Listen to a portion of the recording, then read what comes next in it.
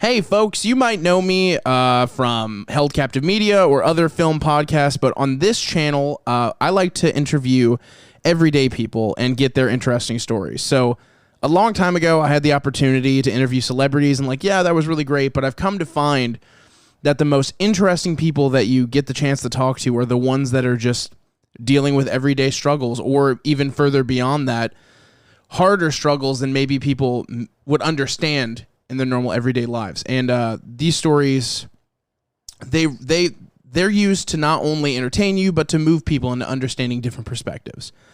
So with me today, I have the biggest deal on wheels, someone I've known for over 20 years, which is by far the longest period I've known any of these interviewers or interviewees for. It's Jessica. Jessica, what's up? Hi, I'm really excited to be here. Thanks for having me.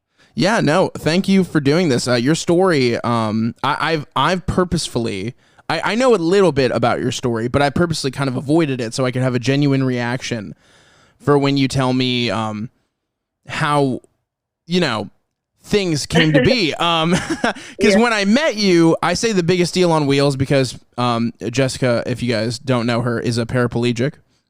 And when I knew you as a child, you were not. So first of all, just tell us a little bit about yourself, and then please let us know your story. So my name's Jessica VanHook. It's so weird that's VanHook now. I'm used to your old last name. That's why I was like... Yeah, it was Smith, and now it's VanHook. I got married in 2019. Wow. No, excuse me, 2018. Yeah, it's been 4 years. That seems like something you should know, but I appreciate the guesstimating. Well, it was on the 19th, so my brain always wants to say it was 2019, but... Oh, that makes sense. That makes sense. Yeah, I'm dyslexic, so I mix everything up. But, I don't know. I felt like a very normal person up until about 3 years ago when everything happened. But I grew up in a small town in LaPorte. You know that. We grew up together. I don't know. I was just kind of average. I got involved in politics end of my high school year, beginning of college. That's so crazy. My jump into politics came when I moved. I moved away from LaPorte, and I moved to the Cincinnati area, and I started in 2012. It was Mitt Romney and Barack Obama back and forth, and I started phone banking for Bernie Sanders back then, before people even knew who he was until 4 years later. So I got involved into politics around the end of high school too. So I think that's interesting.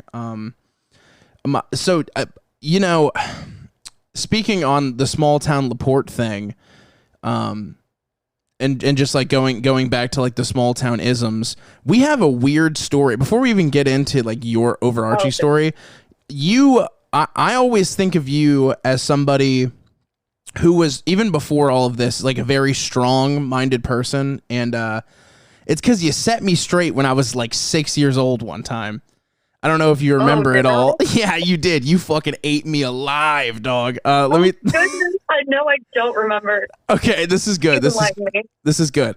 So when we were kids in our elementary school class, I don't really know why I did this either. Maybe I was just an upset kid, didn't get enough attention, or maybe it was one of those schoolyard crushes. I mean, we were 6 or 7 years old, so I couldn't tell you why this happened, but I remember what happened.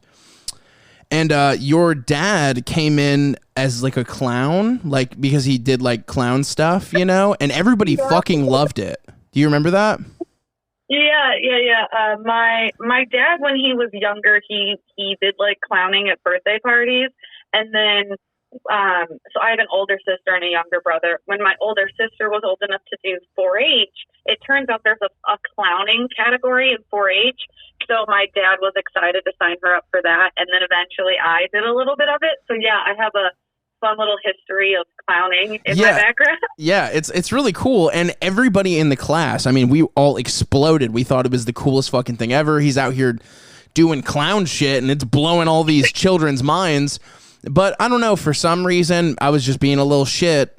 And I was I don't know if I was making, I don't remember specifically what I said, but I made fun of it to you in some way. And first you went and got a teacher, which is probably what you should do. But then while the teacher's reprimanding me, you are just drilling into me you're just jealous because blah, blah, blah. And I'm just like, you know what? She's right. Like, it's really dumb. Like, I made fun of her dad for this because everybody clearly likes it. But like, I was just being a jerk about it. And you did not let me slide on it. Like, even though the teacher was like, Logan, you shouldn't say that. It's like, you should say more than that to him. He should fucking blah, blah. And I'm just like, oh. And I still remember, that always sticks out in my mind. I was like, that bitch, she told me what's up. Yeah, now that you mention that, I think I do kind of remember that. Yeah, I know. I bet you before my dad came in, I vaguely have a memory of them kind of talking to me about it and being like, hey, you know, people might be mean or try to make fun of you because it's a goofy thing and kind of how to address it and stuff. But, yeah, it was something that I always thought was fun, and I was never really like a real shy or embarrassed person. I mean, I obviously, like, when you're young, you have moments where you're embarrassed and it feels like the worst thing in the world, but it's nothing. But yeah, I definitely credit my parents for giving me that confidence in myself, and yeah, kind of just not letting that get to me, but also like letting you know you shouldn't think it's gonna get to me. That's funny that now that you mention it. Yeah, I think I kind of remember that. Yeah, I mean, you basically WWE pulverized, because at that point, then the whole class was like, "Oh, fuck this Logan guy," you know. Because seconds before, it was like some people were laughing at what I said, some people weren't, you know. And in hindsight, I think that moment for me was so humbling. And I just remember that sticking out of my mind as like a moment of like, you know, maybe you shouldn't judge or jump down people's throats about things. And maybe you should just, you know, in a sense, you know, to be clear, just mind your own fucking business, Logan. And that lesson carried for me. And it seems like in the world we live in today, it probably needs the carry for more people. They need more Jessicas in their lives. So I hope that this podcast right now that we're doing will kind of help with that. So I credit you for making me less of an asshole. So good job. Well, I'm honored. I did actually. Now I'll be interested to hear your perspective on this, because I don't know how like you saw me back then, but I actually dealt with a lot of bullying in elementary and middle school. But it was specifically more so like on the sports teams I played on, not so much at school. But I mean, there were some like mean girls at school and stuff I deal with there. But yeah, I actually like was bullied really severely for like 5 years by a group of people that were on a bunch of different sports teams, and I wanted to play some of those sports. So it's interesting to me that I was like really confident and like stood up to you about that. But then later on, when I was dealing with it, I did try to stand up for myself, but they didn't really care. They didn't care what I had to say.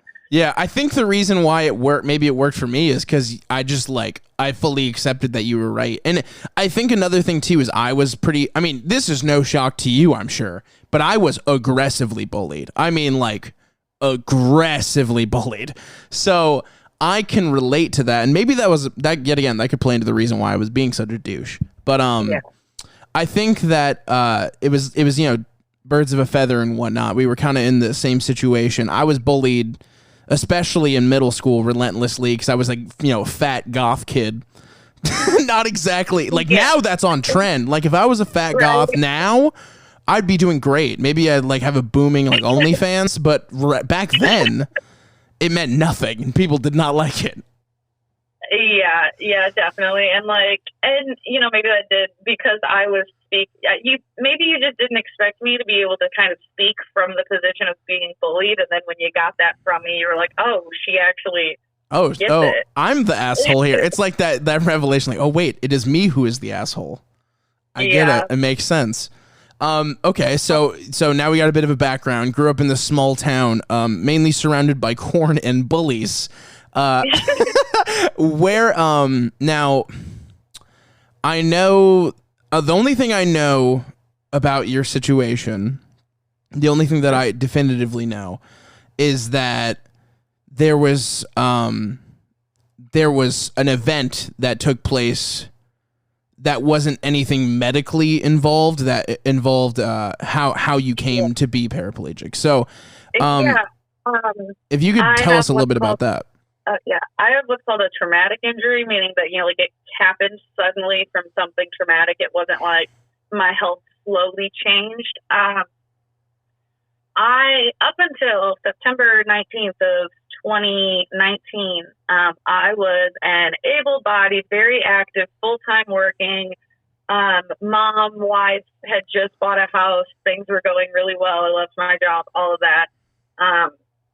And then I came home from work one day. I was serving and bartending, so I came home real late, and me and my husband were sitting on the couch, and someone knocked at the door. And then suddenly, two guys, I always tell people, like, you sit down before hearing the story because people are genuinely, like, super shocked. Two guys busted in. They each had guns. One of them immediately started to, like, attack my husband. Wow. Like, pistol whipped him, like, was using the gun, but not as intended. And then our kids were upstairs sleeping at the time, and my brain just thought, okay, if they're going to go anywhere, they need to not go upstairs. So I ran into the kitchen. The other guy followed me. So let me slow you down here, because this story's got me like the adrenaline's pumping now. I had no idea it was like this. Okay. Yeah. Whew, okay. Intense. Very intense. All right. Wow. All right. Okay. So let me break it down. Let me ask a couple of questions before we continue, because I have a feeling I have an idea of where this is going. Yeah. So when this all took place, like, what was going through your mind? Did you know the people, or was there a chance that, like, you were in any way, like, associated with them, or were these just total strangers, ski masks kind of situation? Yeah, so they both had their faces covered. One had, like, a bandana, one had a ski mask. They were just wearing all black. There really not a whole lot of identifiable information.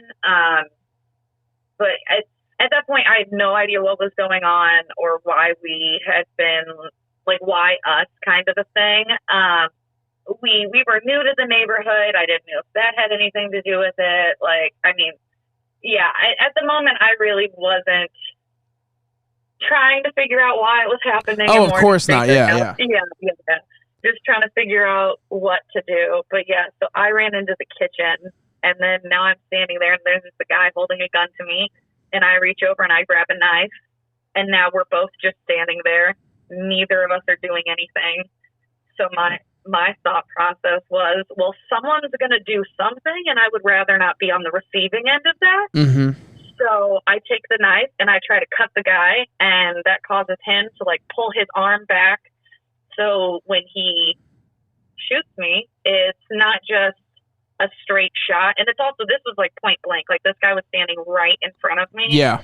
So when he shot me, it actually, I was hit like just under like my collarbone, but instead of it just going through my shoulder, because he jerked his hand like up and away as he did it, it went in my shoulder, broke, it started going like down at a steep angle, so it broke a rib, punctured my lung, entered my spinal column, went down 5 vertebrae through my spinal column, and then exited my spinal column, but was still in my back. Wow, that's crazy. Yeah, so while, it didn't look like a serious injury, as soon as that hit, I lost all feeling in my legs. I fell to the ground. I ended up hitting my head on something and having to get stitches for that. And then as soon as the gun went off, the guys both ran.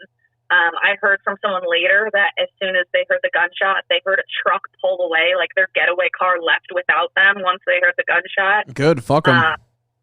Yeah, and we lived in a very little, like, tight fit neighborhood. Everyone heard that happen. So, and we were well liked by pretty much everyone that we met. So as soon as that happened, and my husband called 911, and everyone in the neighborhood shows up trying to figure out what happened. Whoever did it was just booking it in some direction somewhere. Ended up going to the hospital. And at that point, it gets really foggy. Well, the one thing that's not foggy, the first thing they did when they brought me into the hospital was the most painful thing that's ever happened to me. Okay. Getting shot, I was in shock, so I didn't feel getting shot. You're like, getting shot wasn't fucking shit in comparison to this. I laughed because once I was shot, my brain went into like survival mode, and maybe because I actually already had PTSD from like being assaulted when I was younger and some other stuff. So maybe it was because I had a history of therapy and dealing with trauma that my brain was ready to handle this. But as soon as it happened, I was like calling out orders. I was like, call 911 and then call my mom and then get me a rag to hold on this wound and then do this and then make sure the kids stay upstairs. And I was just like listing off commands. I was totally calm. Nothing hurt until I was. That is such a mom move. Your mom status is like at 2,000% to be like to be literally shot and be like, all right, we have to plan this out like meal prep. Like, if you were given some like cooked turkey and some salad at that moment, I'm sure you would have assembled lunches. So that's crazy that you were able to do all that while in shock like that. But what was the most painful thing you said? I heard you mention that part. Yeah, I didn't feel anything until I got in the ambulance. And like it started to hurt. It was like a burning in my back. But when I got into like the emergency room, the first thing they tell me is your lung is punctured. We have to put a chest tube in. This is going to hurt. We can numb the outside, but we cannot put you under until this is in to make sure your airways are clear and everything. I'd like to make sure your lung is okay. So they put a numbing on the skin, but that made no difference. They cut through every layer you have. They cut through fat, muscle, like, and into your chest, into your lung, and then they shove a tube in it. I screamed bloody murder. That was the most painful thing I have experienced. And that's a lot coming from someone who's been shot. Yeah, someone who literally was shot that day. Yeah. That's crazy. Wow, wow. That's the worst thing. And then after that, it starts to get foggy because I was on a lot of drugs. I was on fentanyl, not just a drip, but they actually gave me a button. And every 20 minutes, if I was in pain, I could hit the button and it would give me more. And it's wild because I didn't feel foggy at all. But like looking back, I realized I was real chill for someone who just lost use of their legs. Yeah. But yeah, that I pretty much knew right off the bat, just from my understanding of anatomy, that I had spinal cord injury. That just seemed to be the thing that made sense. The way the bullet got from my shoulder to my spine confused me, but I understood it, based on where they pulled it out of. It had traveled quite a way.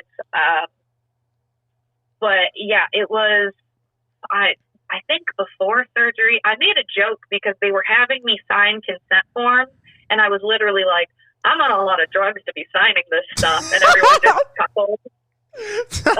You're like, listen, I'm on a lot of drugs to be signing this right now, so yeah, sure. But it wasn't really like I had much of an option, because it's like, we either do surgery to stabilize your spine, or you're gonna try to move and you're gonna basically damage it more. Yeah. So yeah, it's not like I really had an option. And I also had my parents there and my husband there, so anybody else who would have been signing for me was already there too. But yeah, the doctor came in and told me, based on what they saw in the scans and everything, that I had what they believed at the time to be a complete spinal cord injury. Now, spinal cord injuries can be divided into two main categories, complete and incomplete, and that just refers to how completely is your spine severed.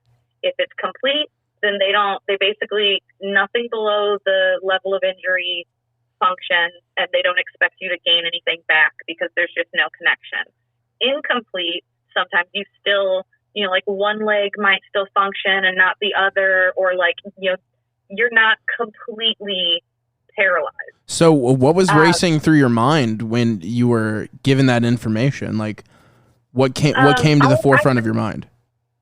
I was still in shock, and I was on drugs. So the first thing I said was, well, none of my life goals were like running a marathon, so I'll be okay. Like, that's what I said. I know that's true. I know that's because I've known you for a long time, and that does sound some shit you'd say to finding out that you were paralyzed. So I'm not surprised by that at all. And like, some of it may have been shock. Some of it may have been, it's just too early for your brain to have processed anything. Yeah, really. Definitely. and like what all of that means. And also, when he was telling me this, at that point, I didn't have feeling from like my belly button down. So it wasn't just my legs; it was also like the lower part of my torso that was like completely numb. Yeah. But so it's been a crazy journey since then, because I was in that first hospital for like 8 days, I believe.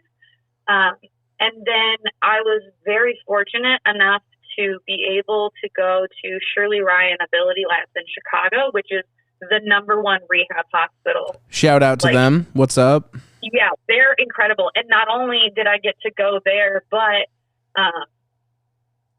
I was in St. Joe, Michigan at a hospital there when this all happened. And they were going to put me in an ambulance and have me driven 3 hours 10 days after getting a spinal fusion. So my parents and my care manager at the hospital, shout out to, I think her name was Stacy. She was the best. Stacy, we love you. Yeah, they worked very hard to get a private medical flight through a company called Angel Med Flights. And they not only do these little medical flights so that you don't have to be shuffled around and, you can get to where you need to go in a much less painful manner, but they also if insurance won't pay for it, and they will fight insurance for you. If insurance eventually says no, they just cover it out of like their donation. Wow. That's great. Honestly. Yeah. Yeah. Okay, you should send me. I would love for you to send me that link of that foundation. I would love to put it in all the description so people, if they want, they can go check it out. So. Yeah, for sure. Because that was incredible. And that turned a 3-hour drive into a 12-minute flight straight across Lake Michigan. And then it was like 30, 40 minutes in an ambulance from like the airport to the hospital or to Shirley Ryan. Wow. Yeah, that's crazy. Yeah. But yeah, and then Shirley Ryan, I was there for, I think, 2.5 months because, like, I went and I was originally only supposed to be there for, like, 1.5 months or 2 months. But then right as I was about to leave, I got, like, a minor infection. And so they had me wait a little bit longer before I went home. But Shirley Ryan was incredible. I had 3 hours of physical therapy every weekday. I had... they had like different classes where you could like learn about different aspects of living in a wheelchair. And while I was at Shirley Ryan, I regained feeling in like my torso. But also at one point I started to have just the faintest of twitch in my right leg. And that was the start of me slowly gaining back some movement and sensation in my right leg. So my left leg doesn't do anything, hasn't improved. You have literally a bum leg. I love that. Yeah. No, I was just making jokes about how I always wanted to get like a little mushroom tattoo, but now I want to get it on my dead leg, as I refer to it. You should just get like a leg sleeve, dude. Just the whole. Well, yeah, that's the other thing is the idea of tattooing a paralyzed limb, which I almost got a tattoo the other day, but I didn't prepare because I've heard from others that getting a tattoo on a paralyzed limb can cause muscle spasms. So you need to make sure you take muscle relaxers beforehand, and I forgot mine. But yeah, I ended up getting a tattoo elsewhere instead. Well, there you go. And now you know, so if you ever want to totally sleeve out your leg. Yeah. That would be fucking tight, honestly. That'd be really cool. Plans. That's great. Okay, so you spend 2.5 months there. You're feeling like some sensation from one of your legs and everything. Where, like, how is like the family reacting to all this and like the communities? Like, is there like an outpouring from? Because I know that there was a Facebook page that you guys had started, which I'm also going to put it in the description. Yeah, that's part of my Linktree links to that Facebook page. It's just called Justice for Jessica. Yeah, immediately after, my family's great. I had a lot of support. My parents helped do a lot of stuff, including setting up a GoFundMe for me, which ended up getting in total about 10 grand, which was incredible because that is great. My wheelchair, Yeah, my wheelchair, when it came to getting like a permanent wheelchair for me, there was a lot of issues with insurance in the hospital I was at, and the company I was going through. So I ended up paying out of pocket for my wheelchair, and it's $3,500. Listen, I don't want to get on my lib throne here, but if we would just fucking make comprehensive Medicare for all, you know, it could really fucking help with situations like this where a person who's just recently paralyzed can get a fucking wheelchair. Jesus Christ. Anyway, sorry. I could go on for days. You're preaching to the choir. I had a situation where I was 24 when this happened to me. Mm-hmm. So I was still on my dad's insurance, and my dad's a union worker for 30 years. He's at a steel mill the whole time. He's got great insurance and benefits and stuff. But I got kicked off when I turned 26. So not even getting new insurance, you have to get Medicaid first. And then once you've been on disability long enough, they let you switch to Medicare. That wasn't the problem. It was getting medical supplies that I was regularly getting mailed, getting that situation switched. It took 6 months for me to get necessary medical supplies. And if I hadn't had personally accrued backstock, I would have ended up in the hospital waiting for that medical supplies. It's fucking nuts. It literally is nuts. Yeah, and now that I'm part of the disability community, and I especially TikTok, which that's actually been a huge thing for me, because I've found a lot of other people that they're not big famous creators or anything. They're just average people that also have disabilities that share their experience, and that's been a huge thing for me to have a community of people that share some of my experiences and stuff. Yeah, and I think that was why it was easy for me to start making content on there. I mean, at first I really wanted to share my experience, but the first year and a half, maybe even 2 years, was a lot of adjusting and a lot of mentally processing and dealing with things. And I just wasn't ready to talk about it yet. And I mean, not to mention just speaking from a content creator standpoint, because listen, I have no idea what your experience is like. That's the whole reason why this podcast is so great. It gives me a better understanding. But I do understand how hard it is to kind of you have to be a little naked with social media and content creation, especially if it is about your own experience, and that always takes a long time. It's so hard to get that entry. I think it's so cool that you came across people in your community through TikTok that not only help uplift you as a person, but just uplifted your voice, because you were definitely somebody who I think is well spoken enough, funny enough to where I would watch your content regardless. So I think it's really cool that they got you there. What's your favorite other content creator? Let's just give a shout out. Who's somebody you watch? That's a lot of people. One girl that I find really funny, her TikTok handle is Shay Shits in a Bag. Shay Shits in a Bag?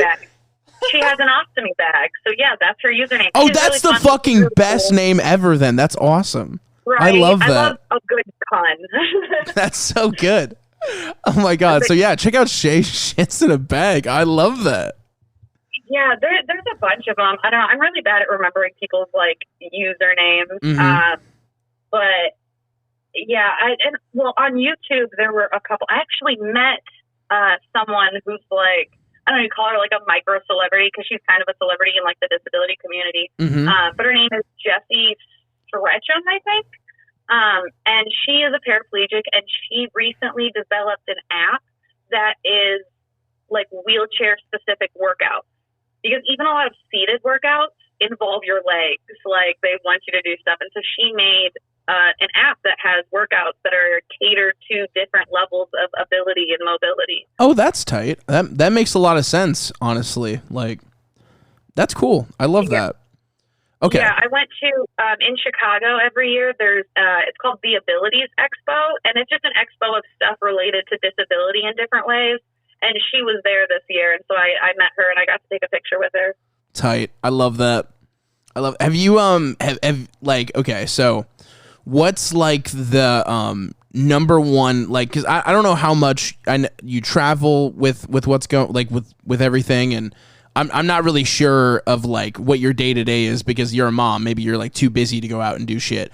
But what's the most annoying thing for you when you're out in public as someone who is disabled? Like, what's an annoying obstacle that could easily be changed that you interact with every day, or at least commonly when you go out? Probably the most common thing is just uneven sidewalks. Because so like wheelchairs obviously have the big like bike tires on the side, but the little wheels in the front are hard plastic. So if you hit a big enough rock or a ledge or whatever, those wheels will catch really easily. So I was just leaving my kids' school because there was like a fun night thing happening after school. And as we were leaving, I was just pushing along the sidewalk, and I didn't notice that one of the pieces of sidewalk was, up a little bit higher. And I hit it, and I fell entirely out of my chair. Jesus Christ. Come on, city planners. What the fuck are we doing? Right? It's so ridiculous. That's honestly the biggest thing, just because, like, it makes me afraid of fully falling out of my chair. It's not just hard for me to do something. It's literally dangerous. Yeah, of course. And it's also, like, you're like, I'm speaking from what I remember of you, but I'm pretty sure just based on this conversation that it's still true. You're kind of a self-sufficient kind of person. You like to just be yourself, do shit on your own in a sense. And I feel like when simple things like that are not just utilized to like anybody having an easy way with it, like why is it not easy to just pave out a fucking sidewalk? I mean, we spend so much money on infrastructure, and all the infrastructure on everything sucks. So, like, let's fix the roads, let's fix the sidewalks, because people rely on these utilities more than other people even think. That's just my takeaway with that. Yeah, absolutely. That's something I've definitely had to adjust to and deal with, is the fact that I'm not as self-sufficient as I once was. Like, literally, like, right before I got shot, I was in the process of, like, replumbing my own kitchen sink because I wanted to do it. Yeah. And, so, like, that house still has a half put together sink because I was still working on it. But, so that's definitely been something I've had to adjust for. But I also have been sort of like a self-advocate. Like I said, I got kind of politically like aware and active in high school, and that was because of feminism. And I know people really hate that word now because there's bad examples of feminism, just like there's good ones. But like, that was the movement that kind of got me into politics and got me to understand things more and how they affect people, and like my minority status as a woman. And so I was already learning how to advocate for myself in that way. And so it was easier, I think, for me to adjust into self-advocating as a disabled person, because I was familiar with some of the issues, even though I hadn't personally experienced them. I was aware enough to know that these were issues that affect people with disabilities. Not to totally sidestep your point, but I just want to say which, by the way, we'll get to that in a second. But what I want to say about the feminism thing, for anybody who has a problem with the term feminism, 90% of you just have a problem with it being the root word of feminist or feminine. Yeah. That's really what your problem is, and you should just like get the fuck over it. Anyway, that's the truth. Whether they like it or not, the real reason why people have a problem with, because if you look at an actual layout of what a feminist's beliefs are, unless you're like totally brain dead and or hate the word feminine in your description, you're probably a feminist if you're a forward thinking person. But hey, maybe I'm wrong. I don't know. Maybe you're a dumb person. I'm not sure. Yeah, and a lot of people also don't understand that feminism advocates for men's rights in situations where men are the target of discrimination or whatever. Like things like there's not as many male teachers and not as many male nurses, and like feminism actively works for equality, just in general. Yeah, like the root problem that most people have with that term is the fact that it's feminine. It's like, if you really just look at it, you're just being a fool. So if you have a problem with it, tell me in the comments, because I don't care. But back to your political evolution and everything. So for people out there who are, I guess, maybe in a similar boat as to you, you found, I guess, sort of a safe haven, at least a mental, I don't want to call it a hobby because that's not true. I'll just say, like, you found a sense of purpose in something else, right? What would you say to those who are in a similar situation as to you, maybe have experienced something that was life-altering or whatever it may be? What would you say to them out there that are searching for something? What's like a bit of information you'd give them? Because I know that you talked about having to go on this long personal journey and find out things about yourself before making content and being more politically charged and stuff. What would you say to them? Community is like the most important thing, and that can be in different forms, whether it's, like people you meet on TikTok or a support group or a subreddit or whatever it is. Like finding people who are experiencing similar things, it makes you feel more understood and doesn't make you feel like it helps you from feeling like you're going crazy or you're not doing enough or you're doing too much. It just kind of gives you a baseline to see how other people experience the same thing. And that's such a huge help. And like my injury, I left Shirley Ryan right as COVID restrictions were starting to hit. So my experience at Shirley Ryan was like totally normal. But then the second I got out and I was trying to do physical therapy at like outpatient stuff, things were shutting down. So especially like if you suddenly become disabled, you don't know what you're able to do until you try. Like my cousin made shirts after my injury that had like my Facebook information for the page on it. And on the back, it had a quote and it said, "Last I checked, I could." And it was a quote from me because they kept asking me if I could do something. And I was like, well, last I checked, I could, but I don't know until I try. Mm-hmm. So like, tell me to try something. Don't ask me if I can do it because I have no idea what I can do right now.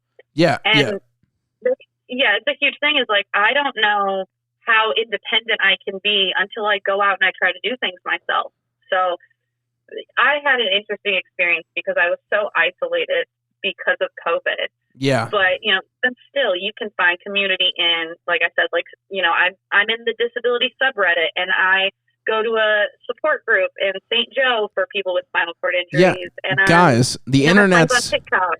The internet's not all evil. You can find nice refuges of fun and interesting people to talk to and relate with. So I think that's really cool. All right. So you're in your community now and you're active on the subreddit, which I love, by the way. I love active Redditors because they're always super informed on what's going on. So I don't have to be.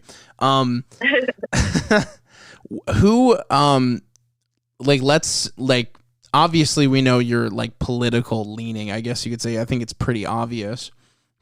But what's something that you think people should do politically? Like in what way should people activate? You know what I mean? Because obviously a lot of people talk about voting. I just wanted to get, because you're such a hardcore lib like myself, what do you think is an easy thing that a large amount of people can do to get more politically active? Well, you said vote, so I don't want to say. I mean, that is the real true answer. It is. It is truly the answer. But let's say that's I do tossed have a aside. Answer. Mm-hmm. Be informed is probably the biggest thing, because when you're informed, you can inform other people, and you can just kind of, even if it's just like dissuading people from misinformation or just giving people something to think about. It's important to be informed, and I specifically also mean like on the local level of what's happening around you. And I can send you some links to some resources, but there's a couple different websites that I know of that are good with helping you learn about what's happening locally when it comes to elections locally and legislation in your local area. A good one to figure out where you stand is isidewith.com, because they have a huge quiz, and you don't have to answer every question. You can just answer the ones that you know, you're familiar with the issues. But you do this whole big quiz, and at the end, it gives you a bunch of information about where you stand on different topics, and then it will give you your best matches for all of the elections from the presidential down to your local election, if you give them like your zip code and everything. So it can help you. And then also they have essentially like different candidates' answers to those questions too. So you can see, okay, I match with this one, this much percent, and you can find out exactly what issues that is. Yeah, I mean, another one I think there's another one I can't think of the name of, but I'll send you the link. But it's another one that lets you know what legislation is like going up to be voted on locally, so that you can protest. Because despite what people may think, if a state house is about to vote on something and you show up to protest, they actually, I've seen it happen many times, they will postpone the vote at the very least. So, like, there was a medical marijuana bill that was being voted on in Michigan, and we were living there, and my husband went and with a bunch of other people to protest because it was a law that would make it harder for individuals to grow and have their own versus, like, dispensaries, right? So they went on multiple different days and protested, and they stopped it from getting voted on. And even if it doesn't change how they're going to vote right away, the more you do that, the more it shows them people care, and I won't get reelected. Because the number one thing to them is to get reelected. And the real problem is, I think, a lot, and I love that you have those resources for us. I'll definitely add them to the descriptions if you send me those. But the number one issue really more so with the political landscape of things, and people think it's that people are either too right-wing or left-wing. The reality is, like, the everyday person just doesn't have enough time to get involved in the political conversation.